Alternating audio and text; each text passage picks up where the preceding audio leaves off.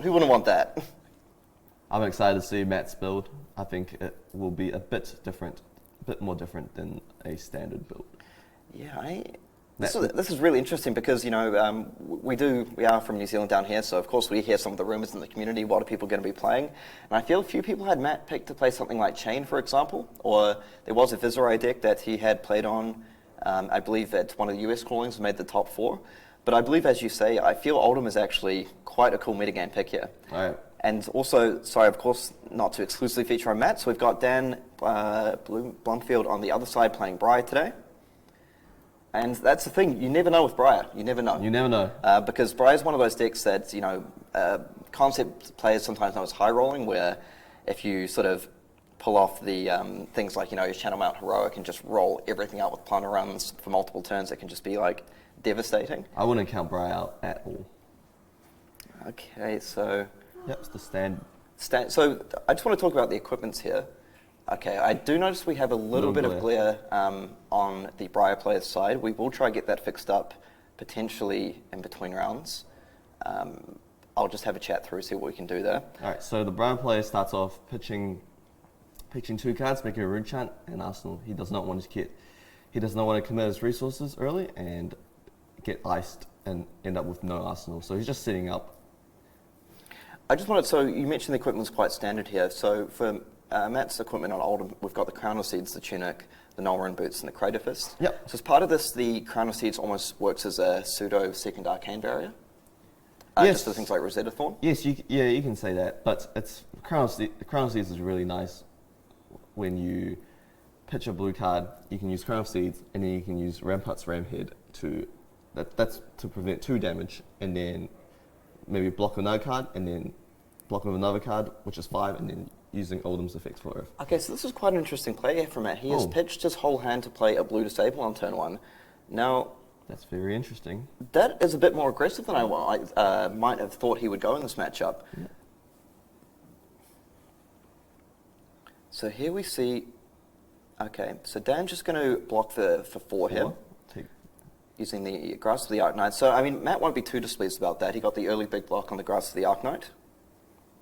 And once again, for reviewers, we will have a look at the lighting in between rounds to try and get that glare fixed up for you. I believe I might have seen it's a Snapdragon Scaler's Tunic and Grasp of the Arknight, yeah. Okay, well, there's that big Pounder run we talked about into Nimblism. Make a embodiment of lightning. Ooh. Okay, so that's coming in for 9, I believe. 1 rune. No, 10. Is that a yellow Plunder Run? I believe it's yellow. I believe it's yellow Plunder Run. So it's coming in for 9 with Go Again plus a rune chant. So this is quite tricky. Since Matt does not have an arsenal, it'll be quite hard for him to use Ram's Head and... Yeah, to use the Ram's Head efficiently without losing resources, right? Okay, so he's defended with 3 cards here to defend out for the full 9. But he does have another snatch. Oh, and he's got the follow-up snatch. Now, this one... Fate for Scene, and the promotional one at that. Okay, now that's a great Fate for Scene play because I feel he did not want to give up the Arsenal card to his opponent there, particularly with things like Plunder Run. Yep. Okay, so Matt's just resetting here. So I just want to talk about the matchup in general. Do you feel Matt is quite happy just to be sort of trading out cards initially in the early game? Yes, definitely wants to prevent as much damage as he can and then try to fatigue his opponent until his opponent runs out of gas, and then he waits for certain turns where he can just wrap up the game by overwhelming him with huge attacks. Okay, so we've seen the Gorganian Tome just for the card draw here into a Scar. I feel Gorganian Tome is a card that I've seen favoured by some Briar players because it's almost like it's got that cantrip effect, but also it's almost half a lightning token in a way, right? Because you play it down, you play 1 more on-attack action to get that embodiment of lightning to enable your next attack to have Go Again. So it's kind of almost just a free half quicken in a way, if I can put it like that. Yep, as well as enabling Rosetta Thorn. Oh, of course. Okay, so we've got the Scar for a Scar coming down, and blue Frostfang. That's very interesting. Now that's spicy. Okay, so we've seen the Ice React come down, and he's chosen not to defend. Okay, so we see the first embodiment of Earth come out for the game, and we'll see what Dan follows up with here. So we've got a Weave Lightning Red, I believe, to create the embodiment. Coming in for 7. Go Again. Okay, so the one thing is here, we can see that Dan has the 3 counters up on the tunic, which means that... Rosetta will be incoming. Yep. And Matt has already used his Oldhim ability for the turn. So he's under, I feel Dan's doing a good job of putting Matt under pressure here early, I feel. So it's coming in for like 7 damage with Go again. It's quite scary, and you know there's another 4, like 2 Arcane plus 2 Physical coming up from the Rosetta Thorn. But, if there's one thing I know about Matt Rogers is that he's cool, calm, and collected. So I feel he's not going to be stressing early. He feels if I leak a little bit of damage, we probably should be okay. Dan is going quite hard at him, not choosing to Arsenal. Or taking the Crater Fist block. And then Rosetta for 4. Good turn. Okay, so I think Dan's going to be pretty happy with that turn. Now, I feel Matt has prioritized keeping a card here, so we'll see if he wants to put that in Arsenal or come in with the Frost Hammer. The Frost Hammer. Blue, Winters. So that's a Icy Encounter. Encounter. I actually really like Icy Encounter because it hits that break point of 4, so it's your blue ice card, but also you can, if you need to, you can throw it out to sort of... I'm a big fan of that card. Yeah, too. actually I suppose in this situation you can just pitch it with the Frost Hammer, but... Yeah, so we see that... is that 1 embodiment or 2 that he has here? I believe it's 1. Okay, I believe it's 1. So we see Dan just wanted to keep up the tempo, I feel, a bit here. So he's used his second, his second block on the Grasp of the Arknight. Matt just having a quick scroll through his graveyard there. Okay, so...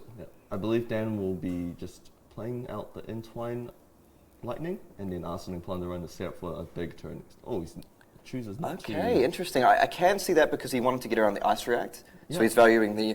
Now we can see Matt has... Oh! So we see the first Oakenold of the game come down, and Dan might be a little bit upset with himself that, he's like, I just needed 1 turn and this was not meant to happen. It's quite devastating. Yep, so that's coming in for... 9, that's coming for 9. dominate. And if it hits... It's 2 cards. 2 cards, puts 2 cards back to the bottom. It's my understanding... Bottom or... I thought the player got... Sorry, I'm a little bit out of touch. No. It is random. Okay, cool. Okay, so there's 9 damage. Arsenaling the Earth card, keeping the ice in hand. Yep, so I think we've seen here, like we were saying, Matt might have been sort of feeling a little bit of pressure, but now I feel he's right back in control. Yep. So he's up 3 life, he's got that critical card in Arsenal, so he can start being really efficient with his use of the Crown of Seeds and the Rampart of the Ram's Head. But Dan follows up with a Entwine Lightning for 9. That might be coming for 10. I think that is a red Weave Lightning. Is it red? Well, it's either 9 or 10, it looks like. Okay, so now we see Matt sort of, start up the usual Oldhim cycle. So he's pitching to Crown of Seeds, and so he's got 2 resources remaining. He can use that for the Rampart of the Ram's Head or other stuff if need be. Yeah, so he's most likely going to use Norin Boots to prevent the Rune Shot, and use Ram's Head to make use of his last resource. So one good thing here from Dan is by playing it out this way, he's getting around getting Frost reacted at all. Defending for 10. And there we go, defending for 10. And like we say, that the thing with Matt here is, yes, they're sort of trading, 3 for 3 cards or 3 for 4 cards, but at the same time, I feel for Dan, these are power cards. He's using things like red Plunder Runs, red Weave Lightnings. He's using his red line attacks. Whereas Matt, when he's defending with things like his blues, he's not as concerned. Yeah. Okay, so we see, man, that this Winter's Wail is just really doing the work here, I feel, taking out those armor equipment blocks. It's very early to use equipment at this stage.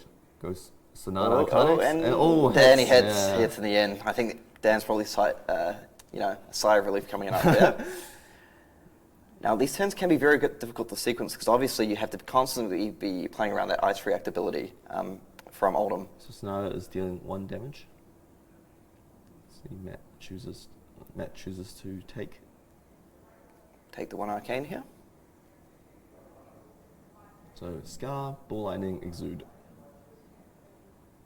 So I feel this is lined up quite nicely for Dan here because even if he gets ice reacted, he still has the 0 cost attack that he can follow up with the Rosetta Thorn from this Findale Spring Tunic.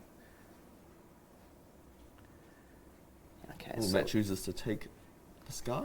Take the foil. I wonder, so are you thinking he might have something like a Spinal Crush or a It looks like we can see in his hand it might be a Terra Thunder and a Channel Lake Frigid. As you mentioned, Channel Lake Frigid is critical in these matchups. Yeah. Because Matt knows that Dan is playing a cherrier version of Briar by now. So playing a Lake Frigid... It's devastating, It's devastating when Dan's deck runs minimum of less than 10 blues. That's a really good point. Okay, so we see Matt remove the Fire Spring Tunic to prevent one of the... Yep, so just really being efficient with his resources, getting it out as much as possible. I like what Dan's doing. He's sitting up his arsenal to exude confidence. Exude confidence very good against Oldhim since it shuts down Oldham's ability when you play it. So we go Terra Thunder and Winter's Whale. Okay, so yeah, that is coming in for 5 now, I believe. Yeah, 5 dominate. And we can see here that Dan's Skullcap is turned off. And okay, so he's just going to take the 5. And that will be a Frostbite as well, with the, Matt sequences his pitch correctly there to ensure that comes down. And now again, he gets to set up that Channel Lake Frigid in Arsenal. And there we go. Okay, see, one of our viewers is saying name's not Dan. Our apologies if we pronounced this name correctly. We'll see if we can get an update on that. So I can see it's D-A-N-N-E, Danny. Okay, so we see the Channel Lake Frigid now placed into, I believe it's Channel Lake Frigid into Arsenal. Yes. Now, that is very strong because it gives you the option for the Crown of Seeds, of course, or if you just, if there's a bit of an off turn from the Briar player here, we can see that come out. All right, so Dan pitching a Snatch to play Exude Confidence. And Dan's mindset, he's just trying to get as much damage as possible, hopefully get Embodiment Earth to defend Matt's attacks and setup. Absolutely, because I feel that the Crown of Seeds sort of rampart isn't as efficient here, right? Because if you're defending with one card and you have to pitch another one to do it, it's not sort of getting the maximum value coming out here. Yeah. So. But I feel so far, the life total is pretty close. Yeah, we've got a fairly even game. So. Is it your opinion, do you feel that Oldhim starts to pull ahead in the late game as the deck size gets a little bit thinner? 100%. Because of Oldham's weapon. Right, of course. It's so efficient. You can defend with 3 cards, keep 1 card, attack with 4, friend and Frostbite. That could actually shut down their turn. And as the threat density of the Briar player, as that tends to sort of come down and down and down, the other player starts to pull ahead a little bit. Okay, so we see a defending with an Oakenold here, so there is one embodiment of Earth in play for the Briar player. Okay, so we've seen a Lightning Strike, which I think is with going in. Oh. And coming for Winter's Well. Note that Matt did not pitch an Ice card, so Dan will not be getting a Frostbite. So I think this is Dan's powerful turn. He's got Lightning Press, one of the best cards against Oldhim. You can... Absolutely, because do you want to explain how they get around the Ice React? Yeah, so you attack with your attack action, and then you have Lightning Press in hand. You wait till Oldhim uses his ability and ices you, and then you just put down the Lightning Press targeting your card, and then it plays around it. Okay, so apparently our viewer's same name's Dane, so we'll go with Dane for now. Our apologies. So we see a red Plunderons coming down from Arsenal, followed by Nimblism, triggering the embodiment of Lightning token. We've got an Arcanic Shockwave coming down for 10 damage. Now I believe he fused that as well. Yeah, so we'll be doing Arcane. 10 plus 10. And it's attached to a Plunderon? It is. So this has got a draw on effect. Okay, so we see the Art of War. Now this is very cool. I believe we saw a player from Hong Kong Nationals as well run this in the Oldhim build. Yep. And so again, what we're talking about resource efficiency, you're able to pitch a blue, use your Rampant of Ramhead, Crown of Seeds, 1 extra resource for Art of War. Now I imagine he's chosen that all his attack action cards defend for 1 more. Mm-hmm. So this is now defending for 9, I believe. Oh, with Crown of Seeds, actually, that'll make it 10. He's actually just going to have a second look at that to see what he wants to do here. And that's a mulch, I see, that was banished through the Art of War. Cool. Seeing a little bit of tech here. Good. So just a note to our viewers, we will be having a quick look at the lighting in between round 1 and round 2.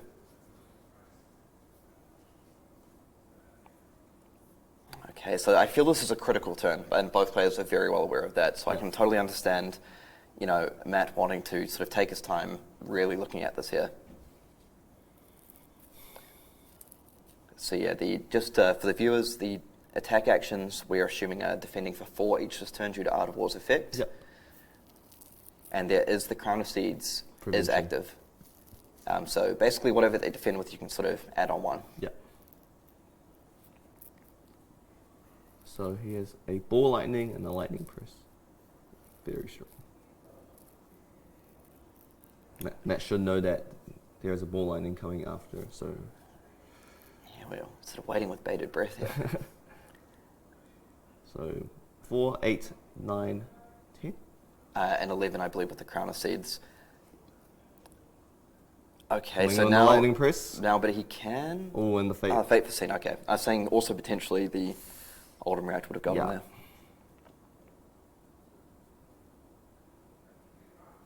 Put it to the bottom.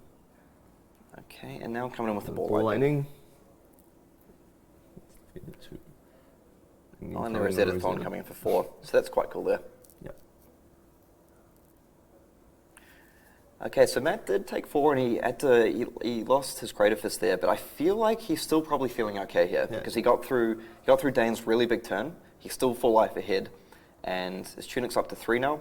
He's drawing up a full hand, so that Tunic can be used to activate the Ram's Head. So just to use a bit of, or off the Nolran boots if need be, for a bit of efficiency. Yeah, so we see in Dane's hand, we have the Sting of Sorcery and the Ball Lightning. Oh, I see. Thunder Run. So there's some interesting sequences here potentially, because I imagine Dane might potentially want to be looking something like even a Lightning Strike for 7 and getting that Plunder Run down on Arsenal. Yep. That protects you against the Ice React in a way, doesn't it? Yes. Creating a Rune Chant.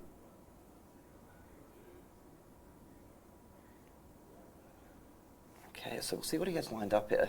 You know, there are a number of good sequences. What I was saying was just one of them. Okay, so the Lightning Strike I think might be coming down for 7 here, plus the 1 Rune Chant.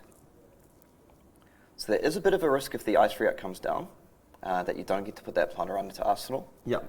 But I feel Day may have waited up thinking, well, if I can get Matt to pitch that card, then I can have a bit of a free turn next turn to do something. Mm-hmm. I think that's Dane's goal right now. Strip every card from Matt, and hopefully he draws into his Lightning Presses, his other Plunder Runs, and then overwhelm him. Because by doing this, Matt might not have an Arsenal. That's true. Not enabling Crown of Seeds. And I think, as we've mentioned, it's very important in this matchup. So defending for 7. So we see... no ice? No, so he's used the Tunic there to get that down. So I suppose he might be saving a card. The Command and Conquer. That's a good one. Oh, we can see that is Oh, that two two Lightning Lightning Presses? Presses. Oh no, Oh, no. it's a bit of a disaster here for Dane. Now I think the Skull Cap is turned on. active, but it might be very difficult. He might have to Ooh. commit the Tunic as well, which would be a little bit devastating here. He may just give up. Okay, he's just given up the Plunder Run. I actually kind of like that play here. I do too. Because I feel you kind of know that if you're playing this very, very long game against Oldhim, they're going to get you eventually. I mean, if you defend with the following 2 cards and his Skullcap and Tunic, he's left with 2 Lightning Presses. How is he gonna get those out of his hand? Exactly. So we go Rabble. I'll hit the red. All right, so the Rabble's coming in for 4, plus the Rune Chant. So Matt doesn't have an Arsenal here, but I have to imagine he'd be feeling pretty confident here with this life lead and knowing this matchup. 100%. But we'll see if Dane can pull the rabbit out of the hat. Because like we said, sometimes on Briar, all you need is that one just devastating turn. And yeah, and I believe and again, we can't quite see it, but I believe that is a Snapdragon Scales that the Briar player has. So there still is that big turn coming with that. Mm-hmm. And like Newsom was mentioning earlier, things like Channel Lake Frigid are pretty good because this looks like the Cheerios more than the Mount Heroic build. Yep. And those tend to run a few less blues. Expect Dane to Lightning Press here. Okay, so that's going to push an additional 3 damage and get a embodiment of Earth token down. And we'll see what Matt wants to do because I feel Matt has the luxury in a way here of actually being able to play a little bit aggressively if he wants to with this life lead. Matt does have a Fateful Sea in his hand. He's probably evaluating how, if it's worth it or if it's better in the Arsenal for a bigger turn. That's fair. So we can't quite see what's in Matt's hand here, but he may be tossing up, do I want to just have the Fate Descend for a bit of additional defense next turn. Probably depends if he can use the other 2 cards efficiently in his hand here. Or does he want to save 4 life? Yeah. Which, we say you've got a life lead, but those life leads can disappear very, very quickly, can't they? Oh, so he chooses to fate? I just want to say this has been a great game 1. I'm loving it. Can we get to see Oldhim versus sort of the boogie woman, I suppose, of the format, and Briar here? Yeah, Oldhim is I consider Oldhim as the dark horse of the tournament. That's convenient with Matt playing it and winning round 1. It's being well ahead. Suddenly it's a dark horse. Okay, and another Command and Conquer, and wow, I feel these are just devastating at this point. The Briar deck, I feel, runs a large number of cards that defend for 2. As we can see, I believe there's 3 in hand already. It's okay, here's Inline Strike, and 1 card, and Skullcat should be able to easily Yeah, and deal with this. I wonder if we might see that here because, while the first Command and Conquer was fine, if you go down to 2 life, it starts getting very difficult. Yeah. Dane defending for 6. But again, I think Matt is just very happy with this now. He's like, well, now I'm facing a 3-card hand with Oldhim. And I think it's been very, very interesting to see how Matt's played this game. He's not overly reliant on having card in arsenal. I think he's been very happy with just playing with 4 cards in hand, no arsenal, if it means he can prevent damage or keep up the tempo. To be honest, Matt is playing quite aggressively with his Oldhim deck. Yeah. Defending the attacks with Plunder Run attached to him, or just like the on-hit triggers. Yeah, on-hit triggers, yeah. And just taking damage to do devastating attacks, such as the Oakenold. Yeah, the Oakenold really felt like a huge tempo switch in that game when that came 100%. down. Okay, so we're just seeing what happened with the embodiment token. I think Dane forgot about it. From the Scar attack? Let's see, maybe there may be... we'll see what the players do. They might just resolve it amongst themselves. Yeah. Okay, so we're seeing the Entwine Lightning come down for 4. And again, Matt has 3 cards in hand at this point. So he does sort of have the luxury of saying, do I want to defend it or just, take a bit of damage and wait.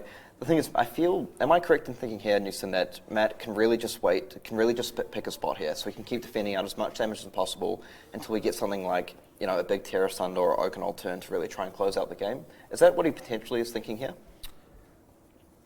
Yeah, I believe so. I think Matt will probably defend these 4 power attacks with 1 card, and then just come in with a Winter's Whale, Arsenal, and just eventually set up.